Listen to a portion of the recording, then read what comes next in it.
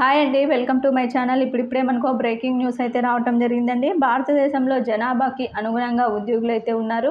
గణనీయంగా ఉద్యోగుల సంఖ్య కూడా పెరుగుతూ వస్తుంది. ముఖ్యంగా ప్రభుత్వ ఉద్యోగులు ఉద్యోగ విరమణ తర్వాత గౌరవప్రదమైనటువంటి జీవితాన్ని గడపాలని చెప్పి కేంద్ర మొత్తానికైతే సాధారణ ప్రావిడెంట్ ఫండ్ను అయితే లాంచ్ చేసిందండి. తాజాగా ఏప్రిల్ జూన్ 2024 నుంచి 3 నెలల సాధారణ ప్రావిడెంట్ ఫండ్కు సంబంధించిన నిధులపై వడ్డీ రేటును 7.1% వద్ద ప్రభుత్వం మార్చలేదు. అయితే ఆర్థిక మంత్రిత్వ శాఖ ప్రతి 3 నెలలకోసారి అయితే సవరించాల్సి ఉంది. అయితే జీపీఎఫ్ మరియు సంబంధిత ప్రావిడెంట్ ఫండ్ల వడ్డీ రేటును అయితే సవరిస్తుంది.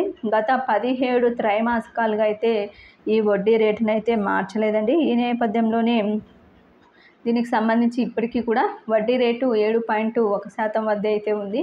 ఇది ఇప్పటి వరకు ఉన్నటువంటి లేటెస్ట్ అప్డేట్. మీకు వీడియో నచ్చినట్లయితే తప్పకుండా లైక్ చేయండి, షేర్ చేయండి. Thank you for watching.